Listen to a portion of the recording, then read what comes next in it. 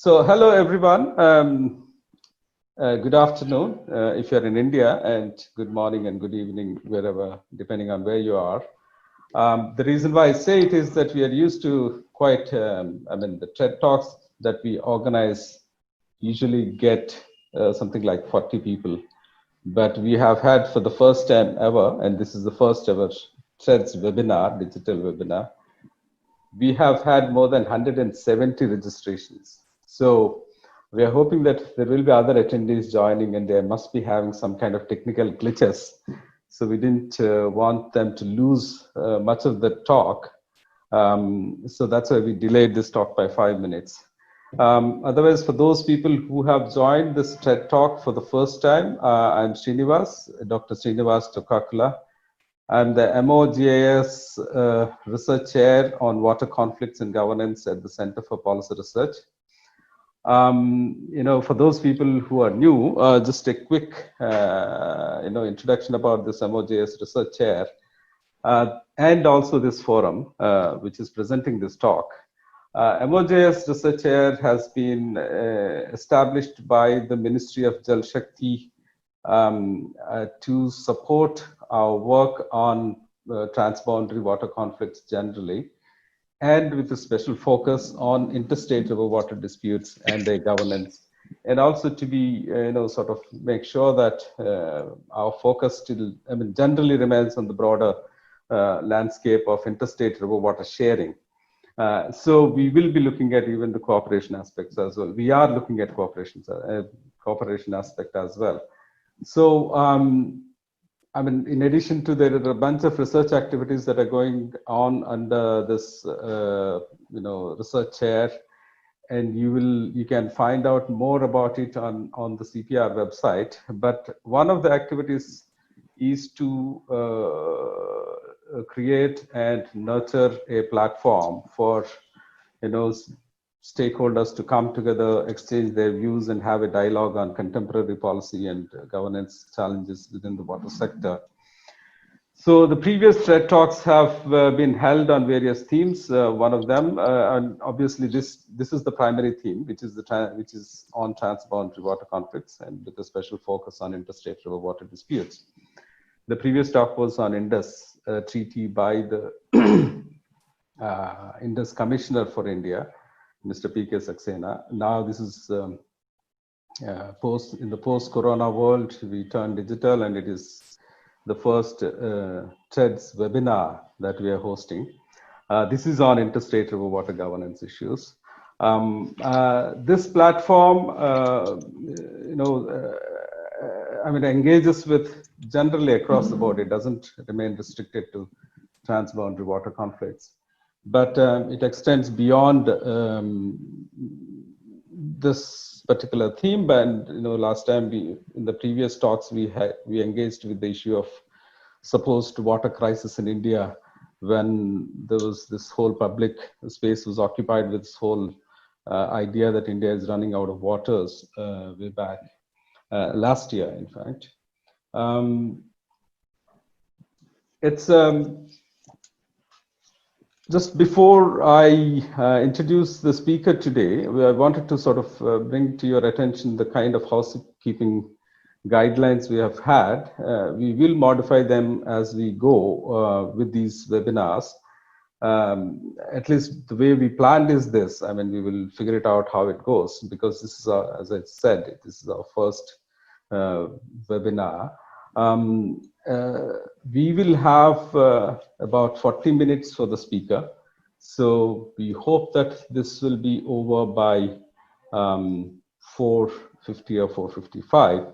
And after that, we initially wanted to have about 45 minutes time, but we will see. If at all we're going to have far too many questions, or otherwise we're hoping that we would have many questions. We will restrict our engagement with the questions to chat box.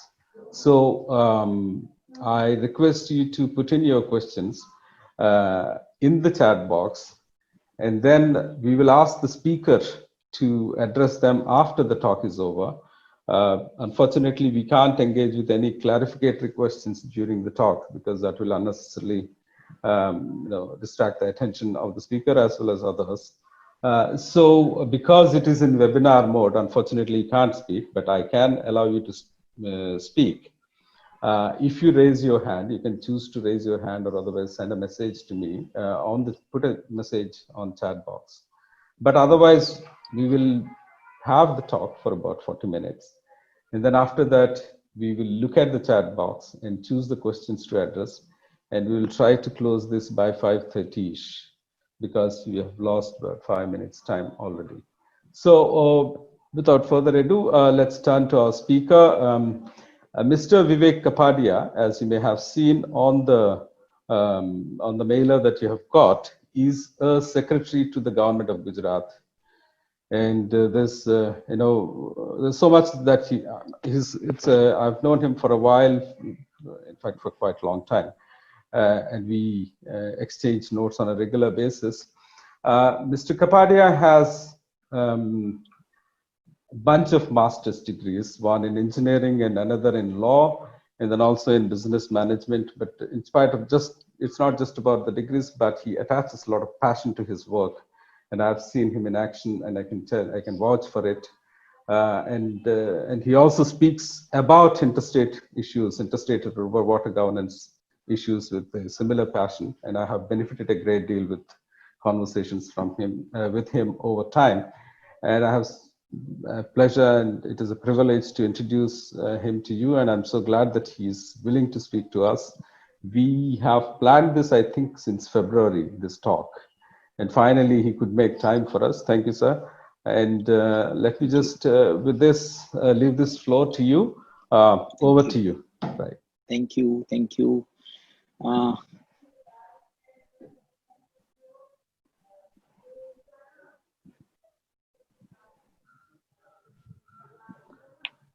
So welcome to all the participants, maybe the water fraternity or those who have joined out of interest. I hope my screen is rendering well on the other hand. At least for me, yes, certainly yes, for me. Great. So, the title slide contains the central photograph of a jigsaw puzzle. You can see it. There are different blocks. You can conjoin them in such a way that there will be a beautiful picture emerging out of.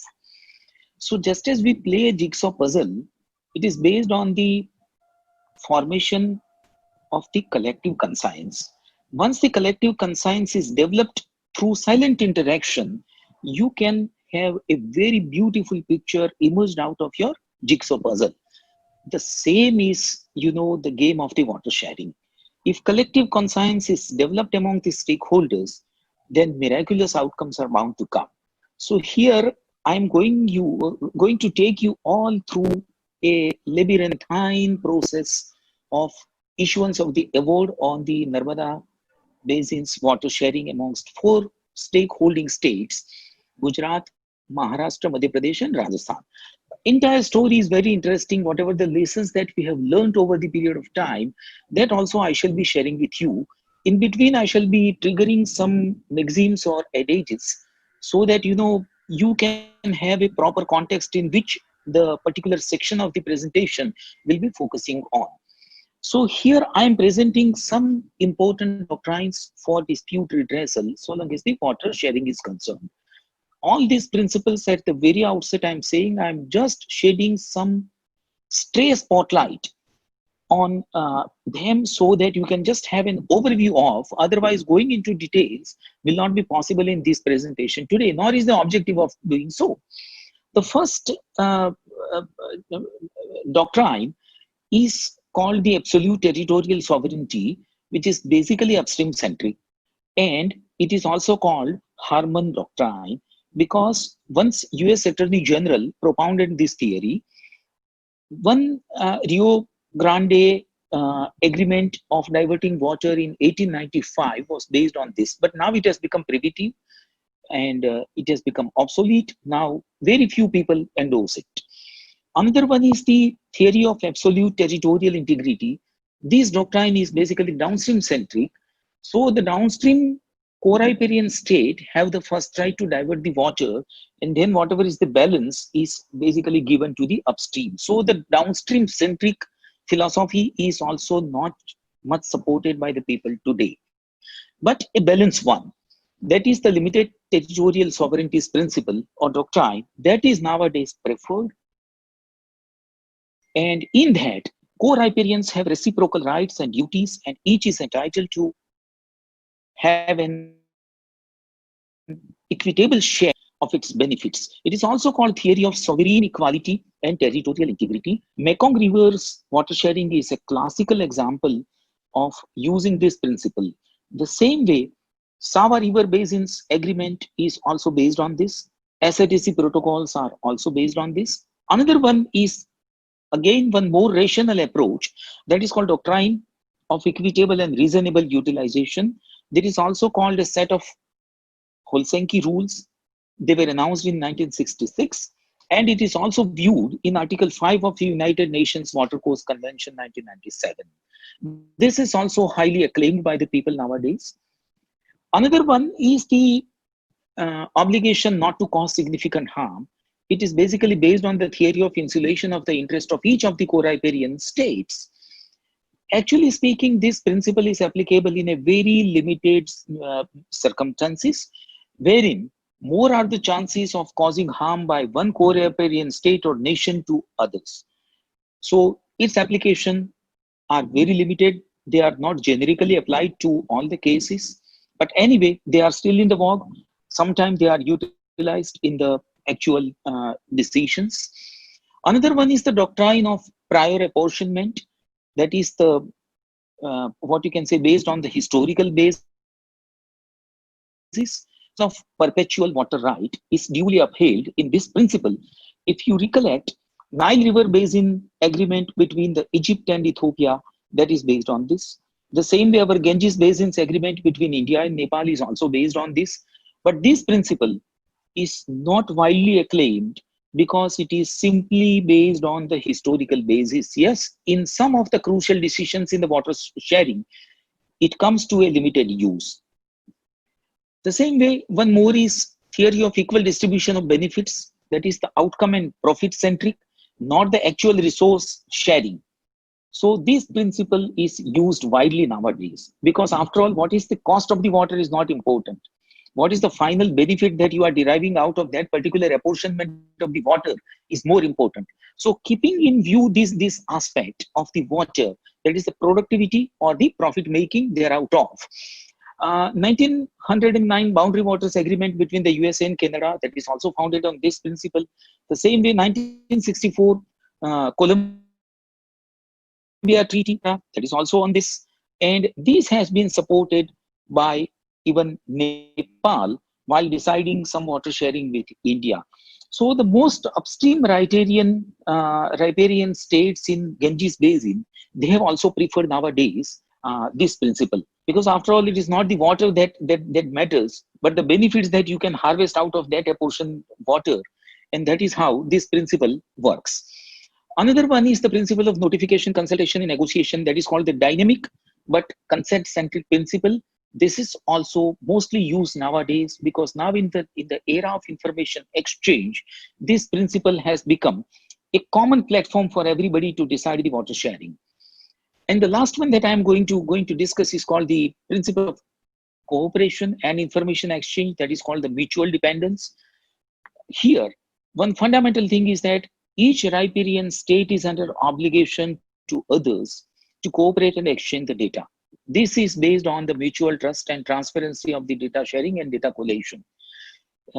If you see the 1944 USA-Mexico Water Treaty, 1960 Indus Treaty, 1964 Agreement concerning the Niger River Commission, all these are founded on this. This is also widely used nowadays. But mind well one thing, this is merely the taxonomy. It has to be followed by proper prioritization and combination of different doctrines in the real practice. That matters. Not even a single principle. More than one principles are required to be embedded to decide a particular case. Here in Narmada Water Dispute Tribunal, that decided upon the water sharing of Narmada, as I told you, between the four stakeholding states, they have depended on four principles or four doctrines: territorial integrity, absolute territorial sovereignty, community of co-riparian states in the waters of an international river, and limited territorial sovereignty. All the four principles, they are duly embedded. As I unfold my presentation, you will be able to appreciate where which was actually applied, where partly and where fully. I've just given you a glimpse of all the 9 principles that are in practice even today in the world. Now I am coming to the next section of my deliberation, that is the historical overview with inevitable twists which coagulated to be a dispute. Understanding as to how the dispute occurred is more important to appreciate how the solution was arrived at.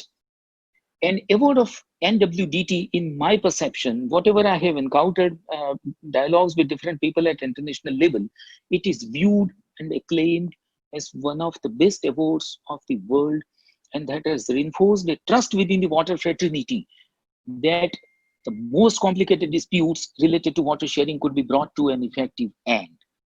And more important is that the prior journey, that is prior to appraisal of the dispute, whatever journey the stakeholding states have actually waded through, that provides important background which contains the seeds of plausible solution. Actually, seeds of solutions are always there within the dispute if you can see them. And that's why, you know, in the management, sometimes we epitomically say, when others see a wall, they see a door. So here, this is very important to appreciate that solutions, seeds are already there in the definition of the dispute itself, if you have an eye to see them. Now I'm taking you to the pre-dispute historical twists, actually how the history got twisted and how it took turns and twists on the way. In 1946, that is just before the independence of the country, there was called CWINC. There was no CWPRS in those days. It was called CWINC, that is Central Waterways Irrigation and Navigation Commission. That was entrusted a huge task plan of Narmada Basin. They started the work in 1955. Central Water and Power Commission, actually all these corporations and commissions, they were renamed over a period of time. So CWPC, they carried out certain studies. But in 1956, when the study was going on, Saurashtra and Kutch regions merged into Bombay state. And you know, in those days, that is prior to 1947, how large was the Bombay state. That was sprawling from Gujarat to Sindh. This much was the area of the Bombay state in those days. And in that, 2 more regions were added, Saurashtra and Kutch. Then CWPC suggested the height of the Navagam Dam as 300 feet reduced level, which was revised by them only as 320 feet, considering the fact that region of Kutch was also required to be benefited by the Narmada water. But they simply considered the gravity, that is the contours, that is geographical aspect, and not the water elevation and the static head that was required to be deployed for transferring of the water from one end to the other. You know, the Kutch is on the other hand of the Gujarat extreme northern part, and here the water was to be diverted from the extreme southern portion. But that aspect was missing actually in those reports. By then, you know, 1960 came, and there was a historical decision of bifurcation of the Bombay state. You know that Bombay was bifurcated into Maharashtra and Gujarat. But here, this Gujarat, when they named, it was including Saurashtra and Kutch as well. So it was called a Bruhat Gujarat, including Saurashtra and Kutch. Here, one very interesting phenomenon that took place was interest groups. They were reconstituted. You know, this was the most important aspect. Interest groups were reconstituted, and that's why interest got realigned and they were recolored as well. Obviously, when the regions are either added or curtailed, this is going to happen, and it happened very crucially into this matter. In 1960, as soon as Gujarat came into being, that is 1st of May 1960, Gujarat applied to the Planning Commission for the acceptance of the Broch Irrigation Project. In those days, this Sardar Sarovar project was named as Broch Irrigation Project. And that was accepted to be constructed in 2 stages. One is the full reservoir level is 162 feet, and the other one, the second stage was at 320 feet. Now, why these two stages were accepted by the Planning Commission? Because in those days, India was passing through tremendous financial crunch. And looking to those financial crunch, they decided to take up into two stages so that the expenditure could be phased out and the dam construction could be taken place without any kind of financial bottleneck in between. In 1960, one more incident took place. Gujarat and Rajasthan, they both came together for sharing of the Mahi water. You know, Mahi is again an interstate basin. Mahi is actually shared by Madhya Pradesh, Rajasthan, and Gujarat. But Madhya Pradesh has only little or say meager catchment area, and that's why Madhya Pradesh has never claimed on the Mahi water. But Rajasthan and Gujarat, they are having the more than 95% of the catchment area, and that's why they were the two stakeholding states. And they entered into an agreement. They decided to construct one Banswara Dam, which is nowadays called Mahi Bajaj Sagar Dam, in the territory of Rajasthan. The expenditure was also decided to be shared, and the water was also decided to be shared by them. And in the Mahi basis development, they also decided that as soon as the Narmada waters are made available to the Vanakbori, which was in Gujarat, the canals of the Mahi irrigation system, when they receive the Narmada water, mind well, here I am repeating, Narmada waters are then transferred and on the way made available to the existing command area of Mahi. The saving in the Mahi water will be transferred to the upper contours, benefiting Gujarat and Rajasthan in no less than 4 lakh hectares of the area. That agreement was entered into by Gujarat and Rajasthan in 1960, and subsequently in 1966, another agreement was entered into that was further delineation of the previous agreement. There was no extension of the agreement, it was delineation of the agreement only. On the 5th of April 1961, the project was inaugurated by the then Prime Minister Jawaharlal Nehru. I have put here the photograph of the sweet memory, golden memory of those days, simply to take you back to the 1961 and simply to make you recollect that India and its Planning Commission decided to give utmost priority to the food security, and for that constructing large irrigation projects and dams were the basic instrument for them. So the first 3 plans, as decided by Planning Commission, they were devoted to food security and construction of dams in order to increase the storage capacity of water with India. And that is how to bring prosperity to India. So this is a sweet memory with we people today. Then one very strange incident happened because the interest groups were reconstituted and interests were realigned. Gujarat started thinking that in Madhya Pradesh, a dam site that was decided called Punasa. That was the last dam site technically feasible in those days in Madhya Pradesh. Between Punasa and Navagam, whatever you call it, the free catchment area or the intercepted catchment area, that intercepted catchment area's water was also to be computed while sizing the Sardar Sarovar. Computing all this water availability, whatever comes from the Madhya Pradesh in the form of release and whatever is received in the intercepted catchment area altogether, that required a much larger storage. So the dam's full reservoir level was found to be 460 feet required for retention of this water. And one more concern was also there, transferring water by gravity to the farthest region called Kutch, the desert region.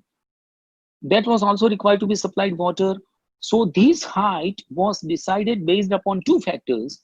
One, the storage, and the other one, transferring water by gravity to Kutch. So this height Gujarat recommended. And in Madhya Pradesh, by then, another project called Harinfal that was in immediate upstream of the then decided site called Navagam Dam, what is today called Sardar Sarovar, that also came into being as a proposed site. Now this was the conflict of interest. If Gujarat constructs a Navagam Dam with 460 feet FRL, then Harinfal will go into submergence. Or this Harinfal hydropower will go defunct. Madhya Pradesh said that without Harinfal, how will they meet their power requirement? So here, germinating point of an issue got encountered. And site number 3 for the Navagam Dam was found suitable, and that was recommended for investigation to the Geological Survey of India. So both the states went in parallel for fetching of the water by constructing projects into that territory. And here, what you can say, the things fell into a skewed way. And that's why my diagram is like this. Height of the Navagam Dam remained the main dispute throughout the entire labyrinthine proceeding. This was the moot contention between the two states. For Gujarat, it was important from different perspective. Harinfal and Jalasindhi both were envisaged by 1962 by Madhya Pradesh, and they were important for them in different perspectives. So we don't blame any of the states at present juncture, because every state has got own perception, own right to develop their water resources and derive benefit thereout of. But here the point of conflict arised. But one thing was very good. Both the states' problem definitions were extremely clear. Gujarat said, we want this much of height for getting a larger storage to fetch the intercepted water, intercepted catchment. And we also want to transfer the water to Kutch by only gravity.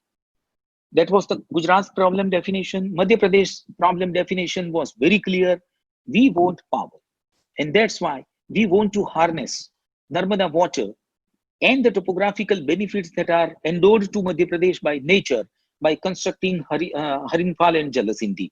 So what I mean to understand is that if the definition of the problem is clear, if the definition of interest is clear by each stakeholder, then it becomes the source of solution itself. If you try to keep the cards close to your chest, then you are a gone case. This is not politics. It is water sharing, much different from politics. So we should be very clear in our mind what we want, what is our problem definition. And that will provide you the way out. Here I am showing you Gujarat's interest, that here is the Sardar Sarovar's location. And what you see here is the main canal of Sardar Sarovar. Here it enters into the Rajasthan. So whatever water the Rajasthan was supposed to be given from Narmada, stakeholder, still it is a point of dispute whether it can be considered as a stakeholder or not, because it is not at all a core riparian state. I am coming to that point subsequently. But if at all we require to give water to Rajasthan, this main canal is the only source. And here is the Kutch Desert. The habitated part of the Kutch Desert is this. We wanted to transfer the water over here by gravity only, because if we do the pumping, the cost will be tremendous and it will be economically unviable to us. So this was our definition, and our problem was also genuine. Madhya Pradesh problem was also genuine. Now in 1953, one landmark event took place. That was in the form of Bhopal Agreement. A joint meeting was conducted by Union Minister of Irrigation and Power in Bhopal in Madhya Pradesh, involving two chief ministers, Madhya Pradesh and Gujarat, to decide upon three important aspects. What should be the dam heights into Gujarat and Madhya Pradesh as well, and what should be the cost and power sharing, that is the benefit sharing, and how the finance will also be shared by stakeholders. In this meeting, the dam heights were decided like this. Navagam Dam 425 feet, mind well, from 460 For Gujarat, it came down to 425. So it was a significant compromise. You know, the uppermost portion, though it is smaller, the receptacle size is the biggest over there. In the reservoir, as you go up, the size increases in a geometric proportion. So Gujarat had to sacrifice from 460 to 425 as the Navagam dam height. Punasa dam height, that was decided as 850 feet. Bargi project, that was decided to be 1365 feet high. And this is how the dam heights were decided. Cost and power benefits were also shared by Gujarat and Madhya Pradesh. And the component of the finance between Maharashtra and Madhya Pradesh were also decided. Unfortunately, after going back to their respective states, one state, that is Gujarat, that ratified the Bhopal agreement without any grudge. That, okay, even if we have to sacrifice the dam height from 4.6 to 4.25, don't mind. Once we have agreed into this, we ratify our agreement. It was Madhya Pradesh that could not ratify the Bhopal agreement. Contrarily, they submitted the points of disputes. They went back to the proposition that Navagam Dam should be restricted to 185 feet height only, or 210 feet height only. And here the dispute started looming over the horizons. It was a classical example of persuasion by the union government and cooperation by one of the stakeholders. So union was responsible and Gujarat was responsive. But unfortunately, somehow we don't need to blame any of the states, any of the stakeholders at this stage. But anyway, the net outcome was solution that was looking in the offing somehow slipped away. And that dragged the entire proceeding or the dispute resolution to further 16 years of labyrinthine exercise. That is the point that I wanted to emphasize. If you agree upon something with a clear mind, with a firm mind, then the disputes can be sorted out years before, and you can save a lot of time. But still, Government of India's persistence was not lost. They started, renegotiating with the states, and they appointed one committee headed by Dr. A.N. Khosla, the most eminent engineer of India those days. That committee was called Narmada Water Resources Development Committee. That was appointed on 5th of September 1964 by the Government of India. And the mandate was very clear. Rationalize the demands of the state. If dispute can be eschewed, the best will be the outcome. If can't be, then provide a frame for resolution. So A.N. Khosla, and because he was involved into Narmada Basin's water sharing from 46 itself, he was had good experience of around 20 years on working of Narmada.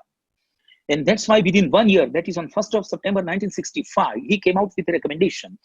He did a very good balancing exercise. He outlined the solution. But the most important thing is that he did everything through consultative approach. He consulted all the states, and finally he came out with a proposition that irrigation should be done in Madhya Pradesh in so much hectare, Maharashtra so much hectare, Gujarat so much hectare, Rajasthan so much hectare. And he also considered the Mahi agreement between Gujarat and Rajasthan, and he made the apportionment considering both the basins together.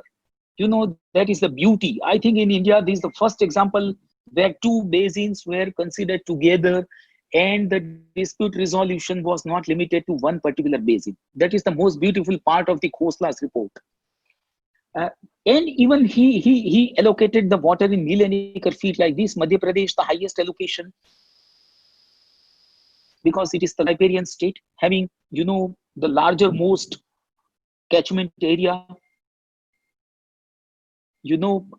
Out of 98 lakh 756 hectare of area, Madhya Pradesh is having a huge area of 85,900 square kilometer.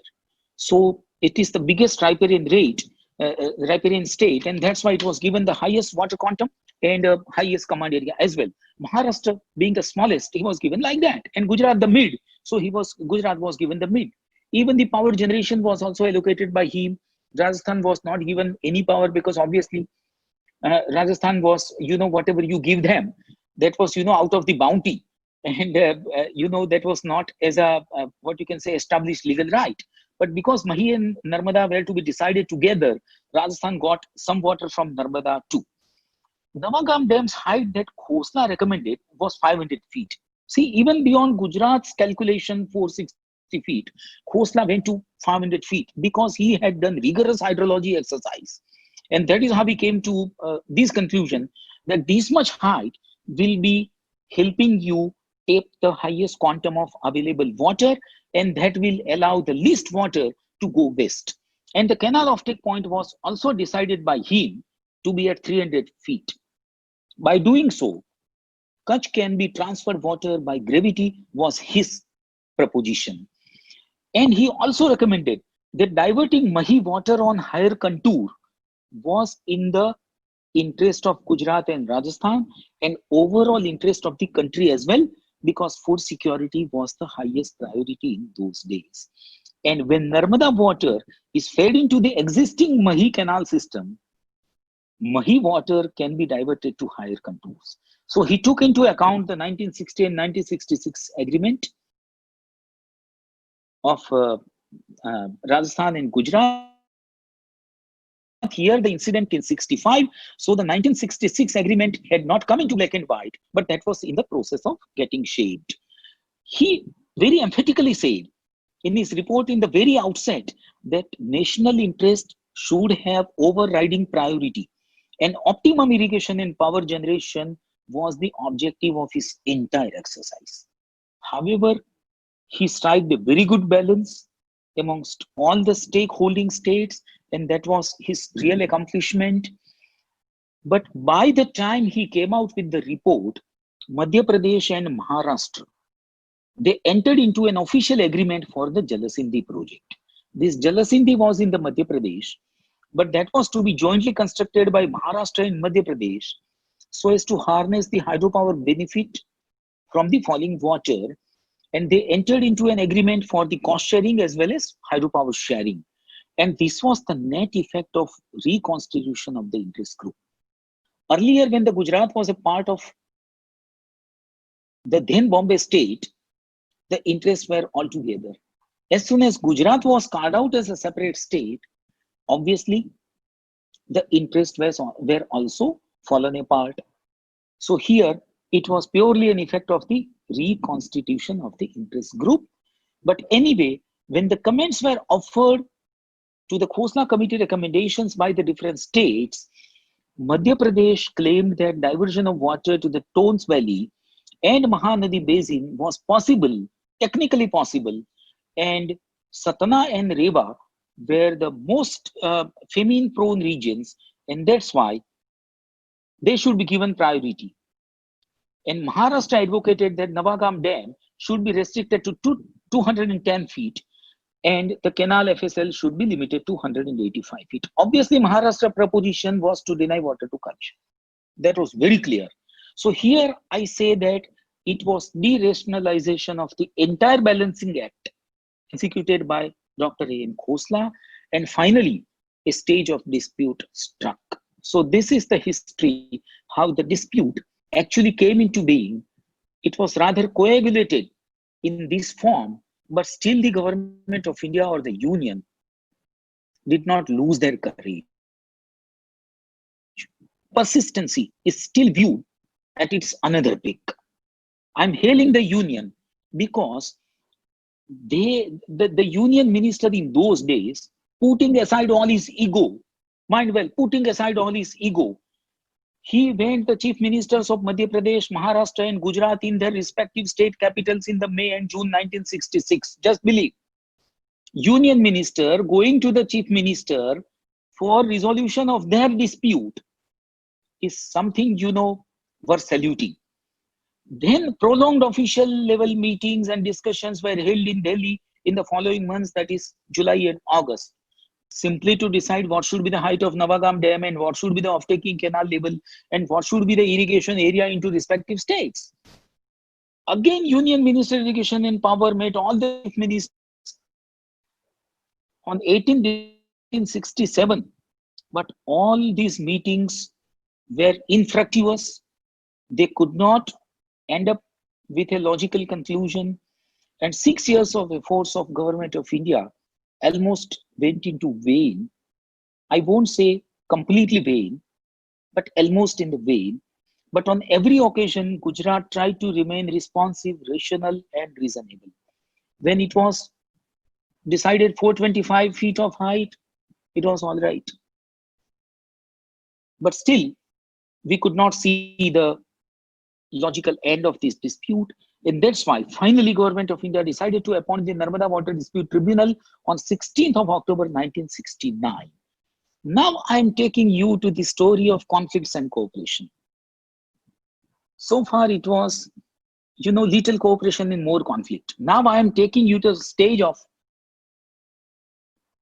little conflict and larger cooperation. And how it was. Actually, the insignificant issues were culled out. And that brought an inflection point into the entire proceedings. And resolutions of the moot issues became simpler thereby. So what I mean to say here, very epitomically, that what is needed is to appreciate the quasi-federal basis of the Constitution and to allow the unitary and federal systems to play their roles at opportune times. Dispute resolution requires sanity given opportunity to frisk the mind. Mind well. Dispute resolution requires sanity given opportunity to freeze the minds rather than having preoccupied minds. And that is how, with this context, I am taking you straight away to 1972. Between 1969 and 71, primary issues were formulated by the NWDT, and they were expressly communicated to each of the states, and the arguments were to be done on those issues themselves. But on 22nd of July 1972, one agreement was entered into by all the stakeholders with the assistance of Prime Minister. They made their sense of cooperation express that the chief ministers of all the states concerned feel that development of Narmada should no longer be delayed in the best regional and national interest, and therefore agree to the settlement of disputes connected with the river by mutual agreement. Tribunal has already been set up, and this agreement has been entered into by all the states with the assistance of Prime Minister. Here again, the role of the union on the constructive side. But the express sense of cooperation became the basis of NWDT to found a logical conclusion thereupon. Why it happened so? Because the long years 1953 to 1972, that is as good as 19 years. In 19 years, all the states suffered so many droughts, and they understood that timely conclusion of this dispute has become the need of the hour, and that's why they adopted the wisest course 1972 onward. What I mean to say, wisdom came at a pyrrhic cost to all the states. That is what I want to underline here. And it was the point of de-escalation of the tension by reducing number of claimants. How they reduced the number of claimants? Earlier there were 4 claimants: Madhya Pradesh, Maharashtra, Gujarat, Rajasthan. They decided that 28 million acre feet of yield of Narmada Basin at 75% dependability. Out of that, 0.25 million acre feet be allocated to Maharashtra, and 0.5 million acre feet be allocated to Rajasthan. And the balance, that is 27.25 million acre feet, be shared by Madhya Pradesh and Gujarat. And as you know, out of 4 players, when 2 players are given full contentment, then obviously the dispute or the knot becomes much simpler to be resolved. As you increase the number of players, your game becomes geometrically more complicated. Whereas here two are ousted, so the game became simpler. So this is the fundamental of the agreement of 22nd July 1972. And again, they met on 12th of July 1974, again had a consensus. And this was perhaps, a real landmark event. How? They decided with consensus that in the light of this agreement, issues number so and so, so and so, so and so, framed by the tribunal on 28th of January 1971 may be deleted. Means the primary issues that were framed by the tribunal, they were decided to be dropped by the states by consensus. That made the task of the tribunal much easier. Madhya Pradesh had by then approached the Supreme Court with some of the primary issues, and the matter was actually raised before the Supreme Court by Rajasthan as well. And they were very tricky issues, and Supreme Court would have taken very long years to decide upon. But from the Supreme Court also, both the states decided to withdraw the matter. And that's why I say that consensus resulted into dropping of some of the knotty issues. This is KNOTTY knotty, mind well. One more decision came out of this consensus, that Rajasthan shall be a party to the further proceedings before the tribunal without prejudice to the legal position regarding the right of a non-riparian state.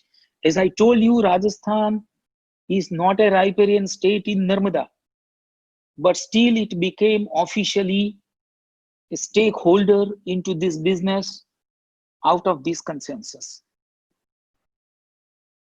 But as I told you, Mahi and Narmada were to be evaluated together, to be adjudicated together. Rajasthan was claiming its right to be a legal stakeholder. But here by consensus, it was enshrined the right to be a stakeholder. And one very good legal proposition or a ratio emerged from all these happenings, that in the interstate water dispute Act 1956, that these interstate disputes are decided to be resolved or provided to be resolved. An interstate issue does not mean issues limited to be amongst the co-riparian states of the basin. So this ratio came out of entire exercise, but that is very important, a lesson to be learned. So what I mean to say that collective conscience developed thanks to consultative approach of union till date. Those efforts did not go into complete vain, but they paid result delayed. After 19 years, they paid the result. And that is how this famous agreement or historical agreement of 12 July 1974 came into being, and tribunal's task was become that had become much easier. Now, finally, the award of the NWDT that was notified on 12th of December 1979. Actually, the award was out in 1978, but then all the stakeholding states were given an opportunity to provide and to offer their views on that, so that some kind of fine tuning can be done in the award. And that's why in 1979, what you can say, a furtherance of the award or a completion of the award, that was also announced, and that was notified on 12th of December 1979, according to which the water sharing to Gujarat came to 9 million acre feet, Madhya Pradesh the highest, 18.25. You recollect A.N. Khosla, he gave some 16 million acre feet, but tribunal gave him so high water. Maharashtra and Rajasthan, that was by consensus decided, but Gujarat's water share was reduced. Khosla gave more water to Gujarat, something 11 point some million acre feet, but here Gujarat's share was reduced. But if you see the power, you know, Madhya Pradesh power was reduced to 57% as compared to what Khosla recommended, and Gujarat's power share increased. Maharashtra power share also increased. So what I mean to say, the outline of Khosla was duly honored by the tribunal along with the logic propounded by Khosla, but the figures changed. because of some consensus and some logic that appeared in between, which I am unable to discuss today in want of time. Navagam Dam was decided to be at FRL 455 feet, not the 500 feet as recommended by Khosla. Canal offtake level was kept as it is. Was Khosla recommended 300 feet? Tribunal also said it should be kept here because that was the genuine requirement of Gujarat. But tribunal provided one more very important feature to it. That monthly release of water by Madhya Pradesh should be 0.677 million acre feet in the non-monsoon days. This 0.677 million acre feet of regular release would be requiring a smaller dam to have a storage into. Because as you use the water, as Gujarat use the water, that will be replenished every month. So a smaller coffer or a smaller receptacle is also doable. And that's why the dam height was reduced from 500 to 455. Everything is logically convincible. Component-wise cost sharing was also very nicely decided. Validity period of the tribunal's award was also 45 years as provided. And then it is supposed to be reviewed. So maybe after December 2004, it could be reviewed any point of time.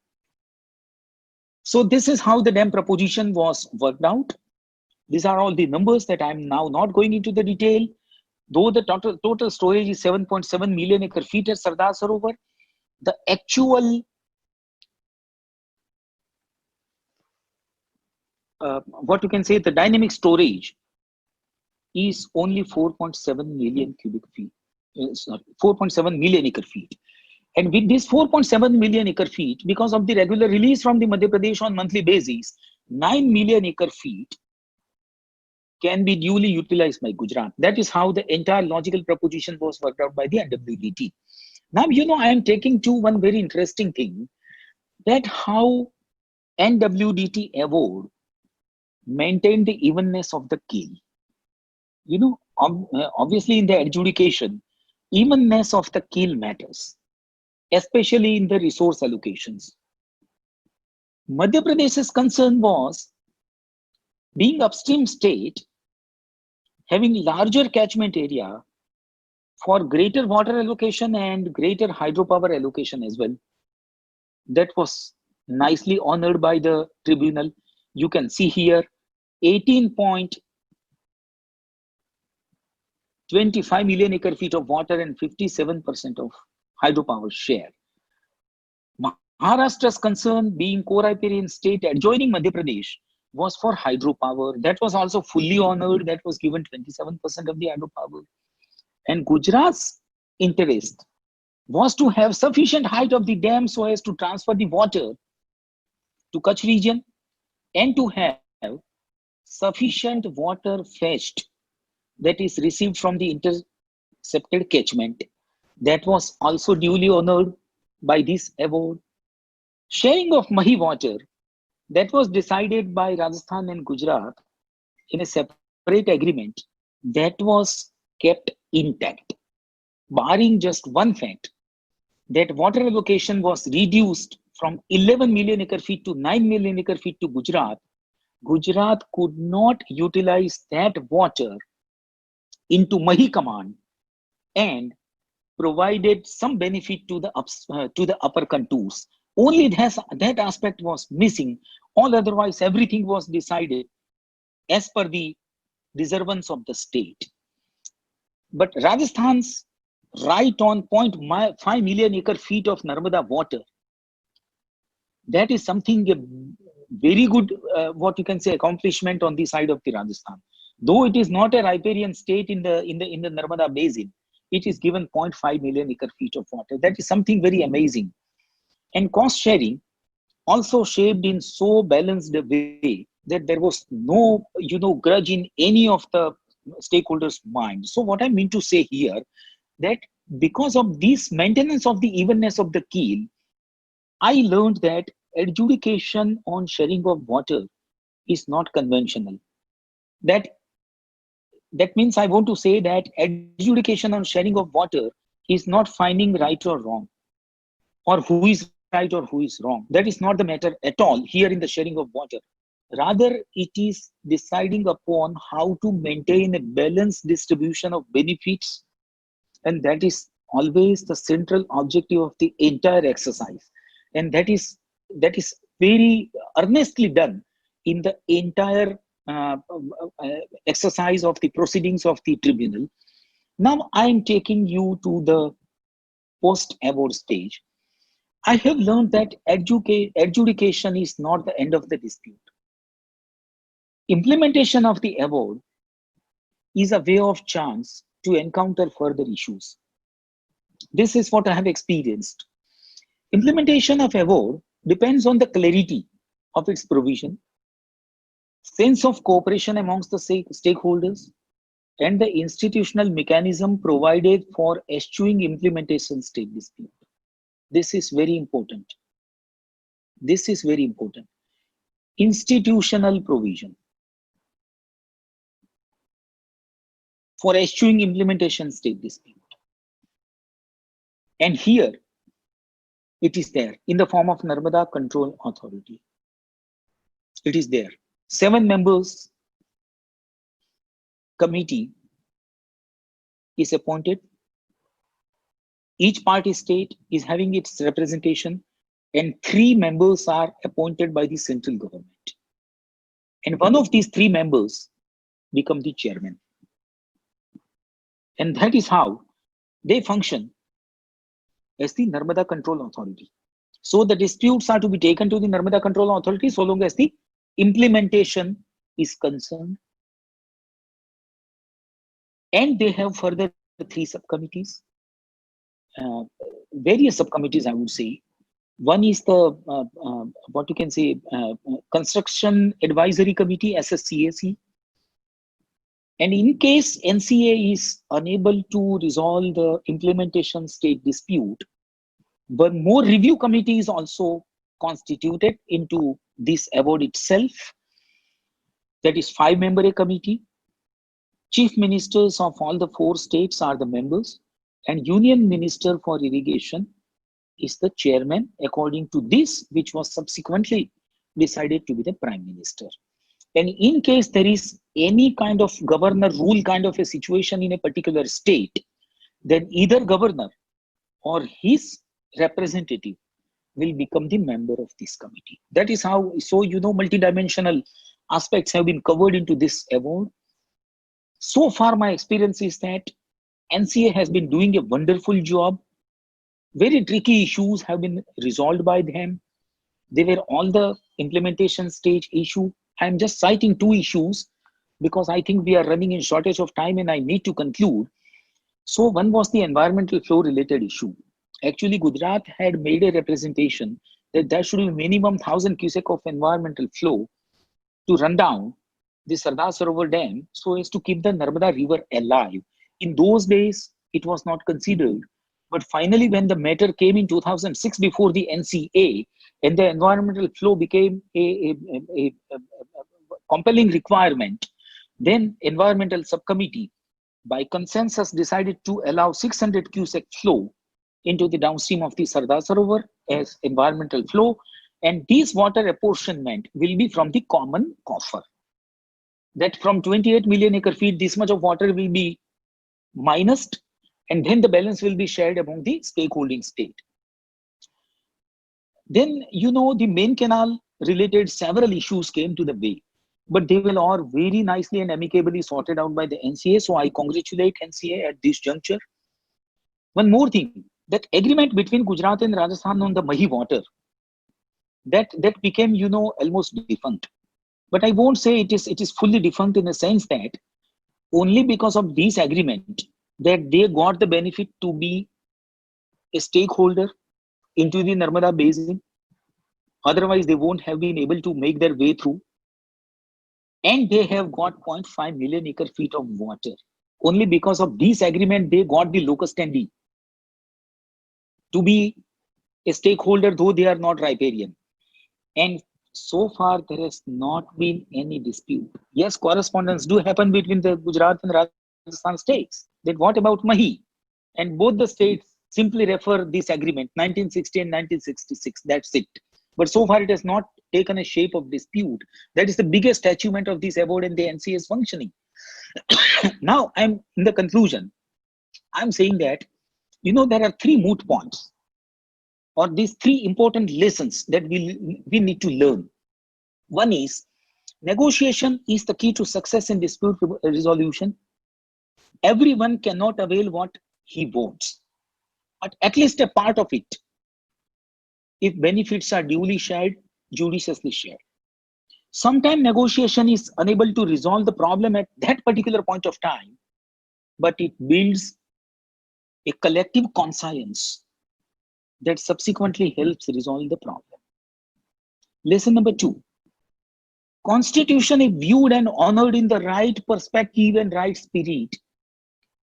And the union and the states, if they play their roles with due diligence, disputes can be resolved. Enormous sanity means rising above partisanism is needed to be with the political leadership, as their role is not merely to be legislators, but they have to function as executives too. What is a community? Water is a community resource, and it's not a commodity mined well, and therefore it cannot be divided by political boundaries. Optimum benefits should be the objective, with equilibrium of benefits shared amongst the stakeholders. And finally, I will end up with the famous saying of Alexander Fleming: the more complex the world becomes, the more difficult it is to complete something without the cooperation with others. Thank you so much. I'm extremely grateful for patiently hearing me. Okay, thank you. Thank you. It looks like I'm on the mute. I've been talking while I was mute. Anyway, thank you so much, Mr. Kapadia. This was, as expected, excellent and very interesting presentation. And thank you for keeping time as well. I was just following your presentation closely, that, I didn't even think about looking at the time. But you can gauge the interest in this topic by looking at this very interesting conversation that is going on in the chat box. Some real excellent comments and insights that we've got there. And also we've got a couple of questions. But before we get to them, let me just point to everyone here that, it is true. I mean, if you could see those red lettered words, Narmada happens to be, though, Narmada has pretty much redefined Indian history of water resources development by not only showing how deep the democratic space is in India at the same time, but also by bringing in all kinds of sensibilities that the Indian institutional setup is not as sensitive as it should have been. While it has that history and that particular place for, by the virtue of the Narmada issue, but it is also true that NCA happens to be one of those institutions that is unique in its position. I mean, someone, I think Paresh made a comment about it. There is a very interesting position for NCA, and I don't know how much we can attribute to NCA for the success of, interstate coordination that we have seen, the history of successful interstate coordination. But it also happens to be the unique institution that was included as part of the Tribunal Award.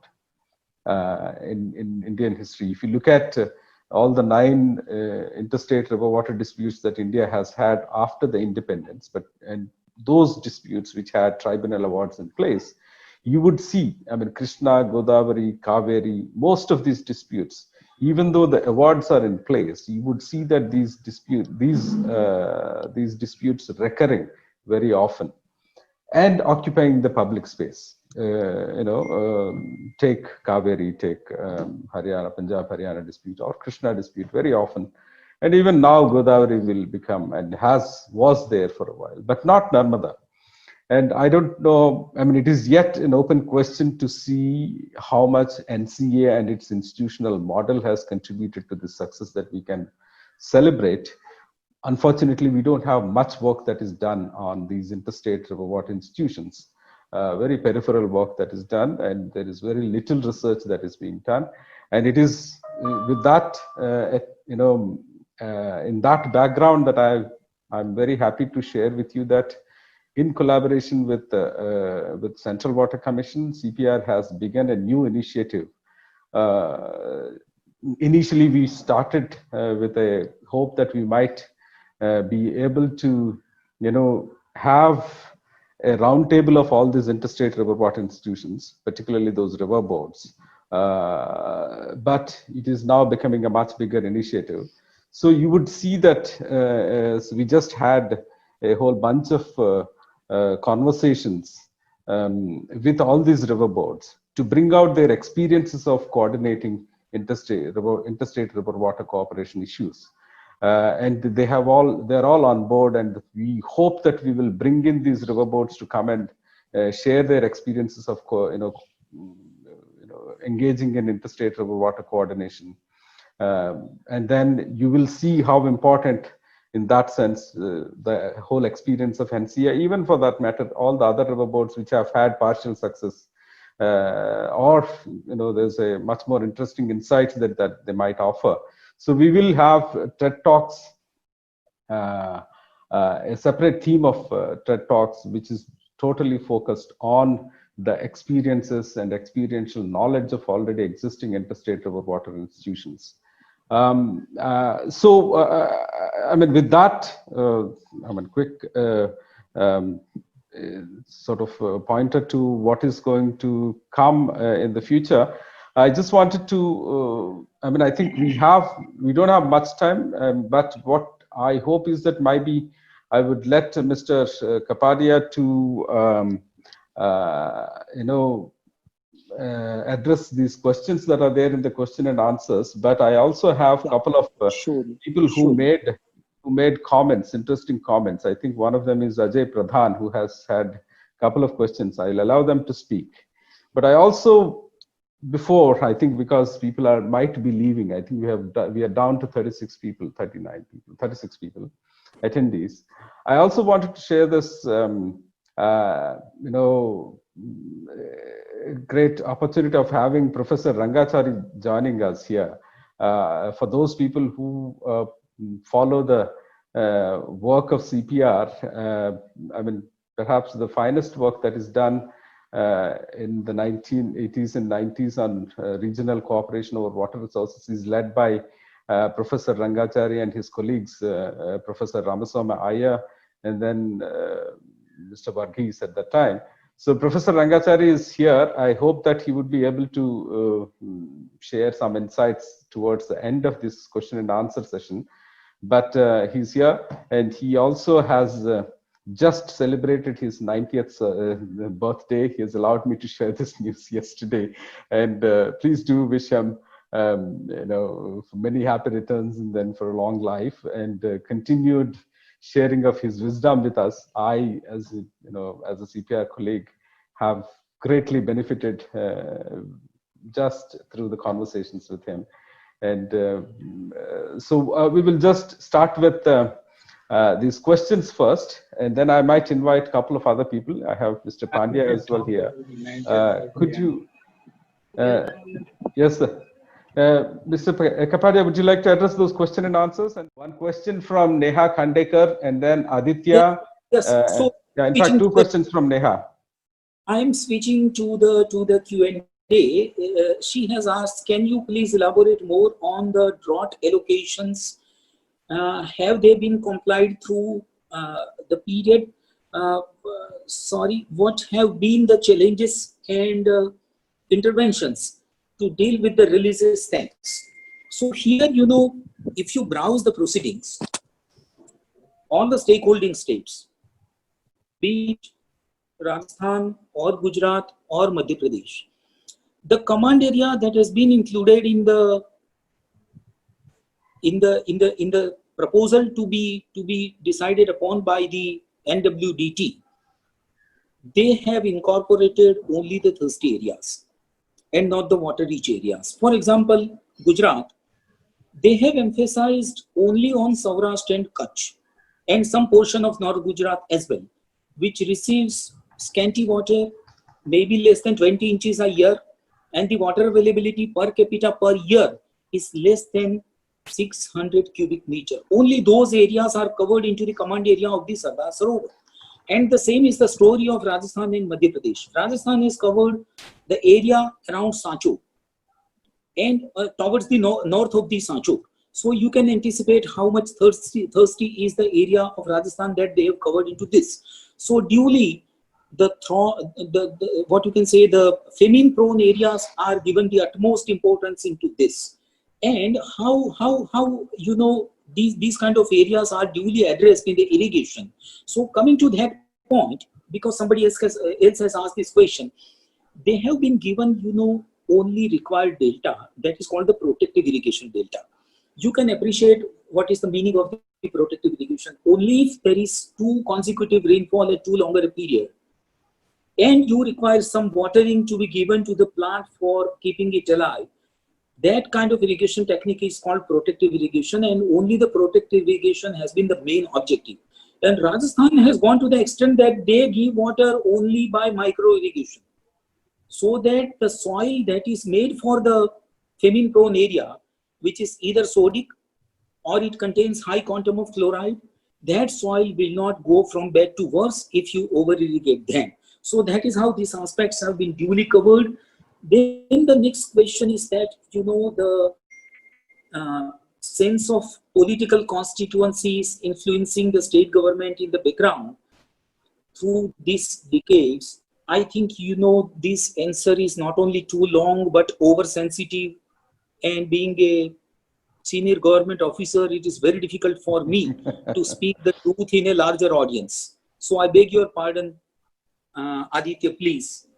Yes, Aditya, I think you should allow him to. We will have a private conversations about it. No, yeah, private conversation, it's okay. I can open up, but here, you know, in a larger public audience, it will be too embarrassing for me. Then, right. You know, how is the role of civil society in this discourse? I think this is the most important question amongst all in my understanding. You know, actually speaking, civil society forms a pressure group for all the states. As I told you, time and again, there were quills that were encountered during the proceedings. The pressure group of Gujarat was merely emphasizing on the height of the dam, because there was, you know, one concept that was ingrained into the civil society's mind, that if we compromise the height, then we are gone a case. If we don't increase the height, then we are gone a case. That was the, you know, basic perception that was inculcated into the public mind. But they forgot that regular release, monthly release of 0.677 million acre feet from Madhya Pradesh is going to come to fill up your coffer. So not merely the height, but regular release is also equally important. But that aspect could not be appreciated by the civil society, and that's why in the Gujarat there was the biggest unrest on the issue of the height of the dam, and that became the political agenda of all the political parties of the state ever in the history. So that is what I want to say, that this is the role of the civil society. But yes, early achievement of the award was also a constructive side of the public pressure aspect from the civil society, and that compelled all the states to enter into 1972 and 74 agreement. Mind well, it was a public pressure from the civil society that compelled them to go for a conscientious and by consensus an agreement like this, so that award can be early achieved. So that was the role. Now I am coming to the Rajaram Naik's question, which has been repeated by 3 questioners. That principle of equitable apportionment was whether considered. Yes, that was the main principle. That was the main principle of equitable apportionment of water, and that is made express in the award itself. But 4 other doctrines that I have narrated over here, they are embedded in part or whole in some or the other provision of the award, and that's why I made the list of the 4. But this principle of equitable apportionment has been the main basis of the entire award. Yeah, can I just come in here? Please. See, I think I did. This was one of the questions that was raised by Paresh. I think I'll bring him in a while. But you see, equitable apportionment principle is perhaps, that principle is applied in the finest manner in the Indian context. If you look at Indian tribunal awards, it is nothing but a complex and very difficult narrative of how this principle can be applied reasonably in a very, very complicated historical geographic context.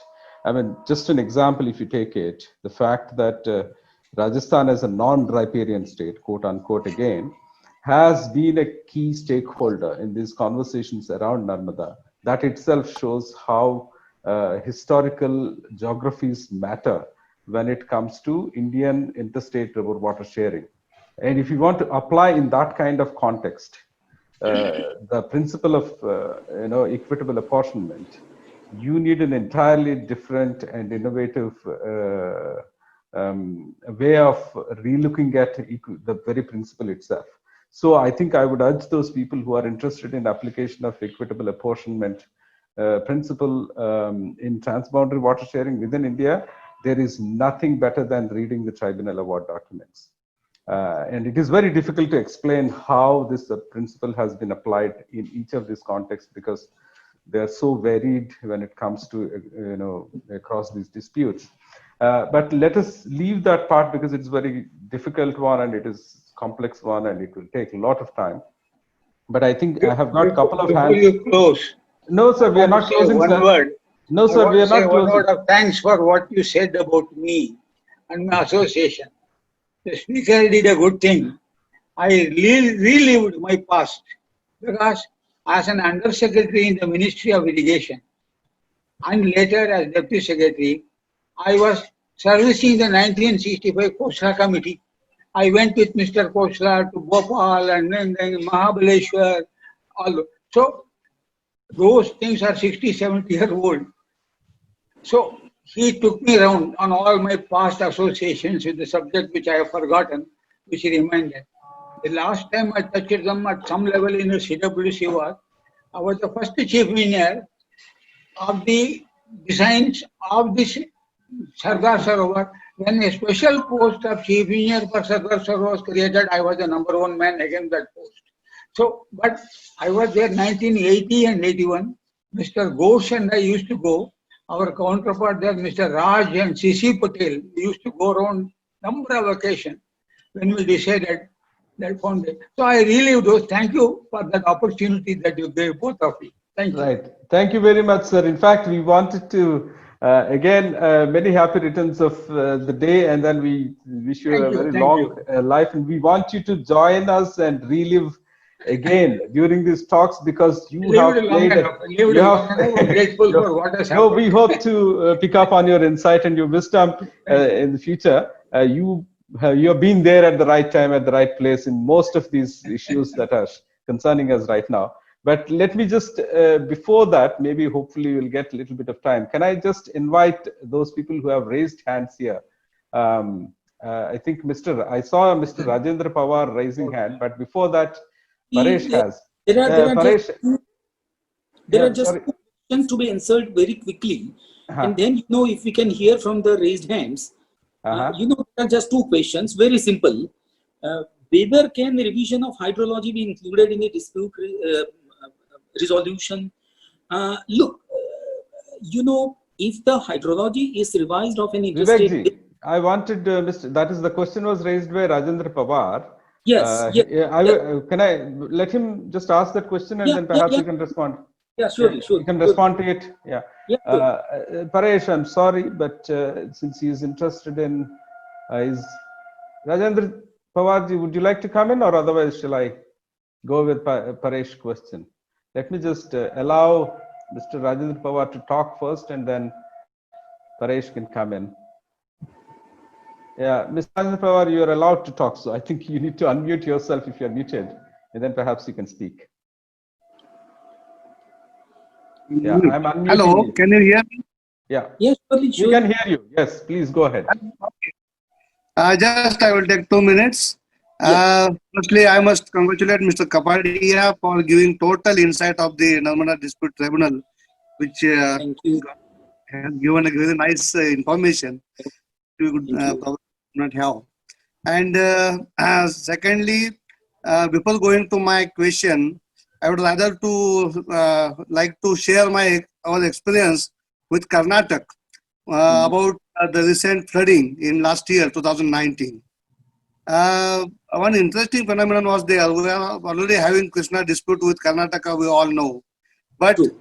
last year, as Mr. Kapadia has rightly pointed out, the mutual understanding prevailed, and it was the most interesting thing to learn from that episode that we could very nicely negotiate about the flood mitigation measures and also the local water disputes during that period.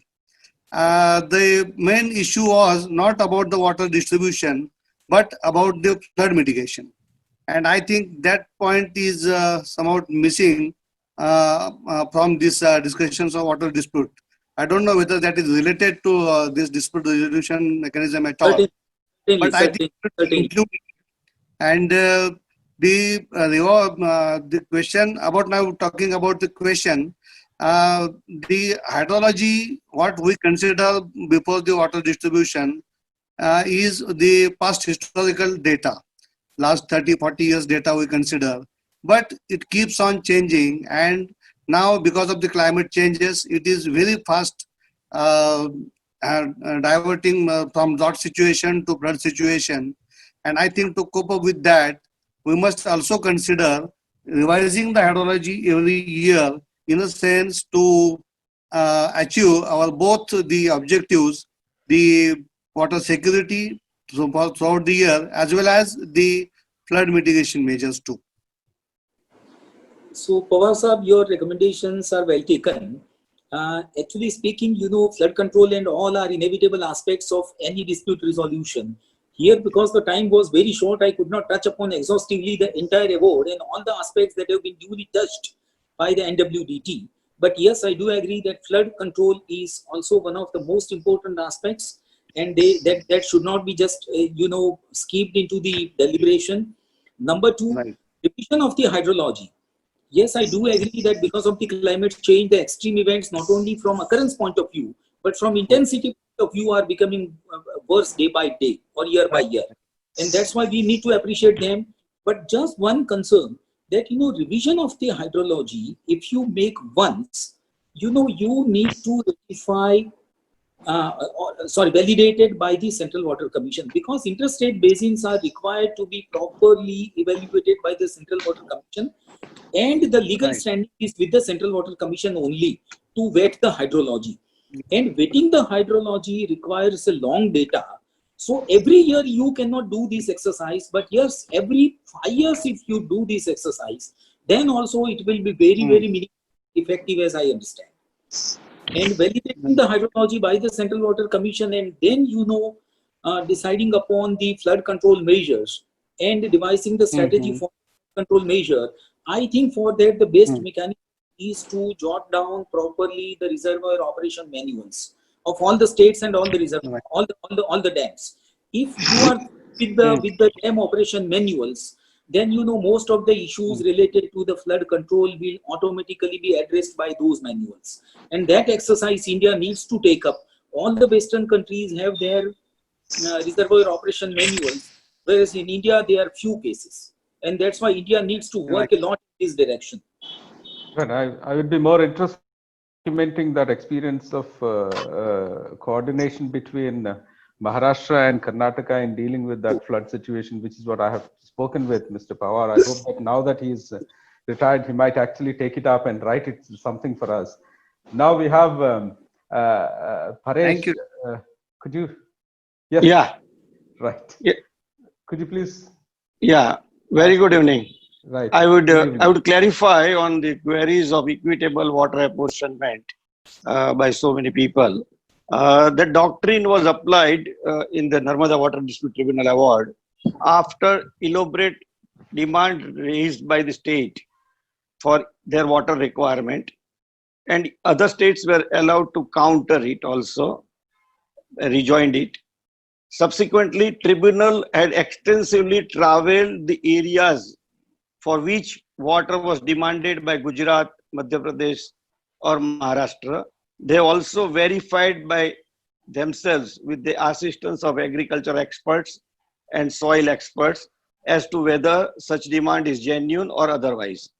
And based on this information, they have come out with a genuine water requirement of a state.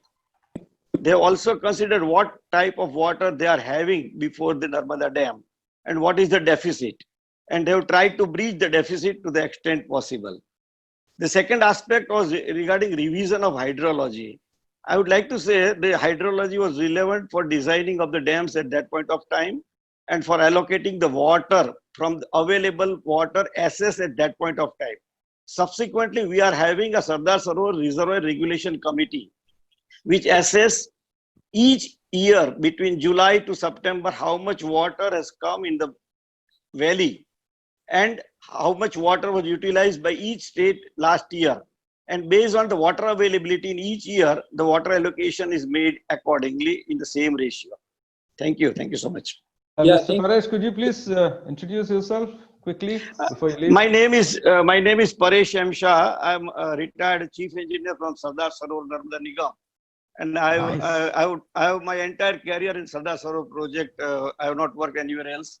Thank I you. was actively involved in the Supreme Court litigation from 1994 till the final decision came of that case filed by Brilliant. Narmada Bachao Andolan.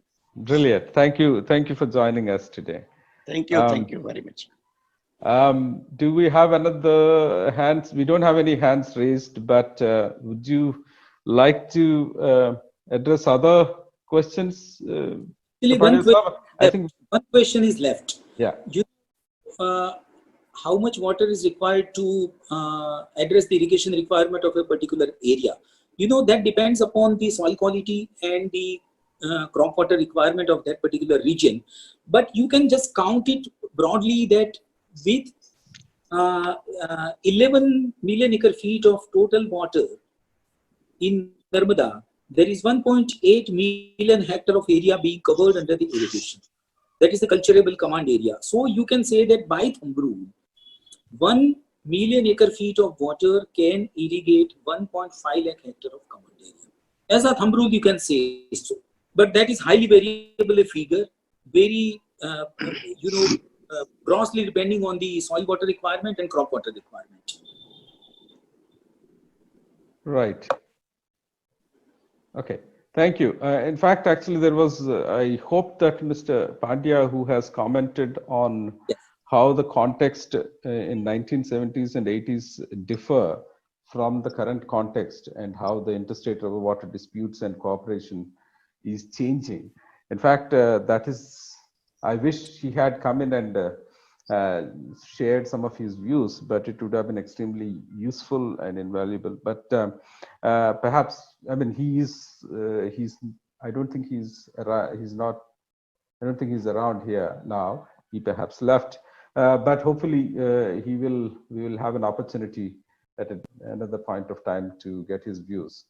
With that, I think we have addressed more or less all the questions right. Well, there is a question here. What is the procedure, Mr. Rajaram Nayak? What is the procedure of taking membership of TREDS?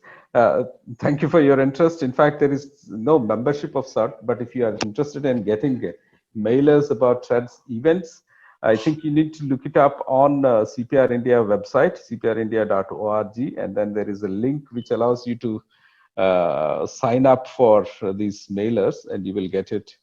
In fact, yeah, sure.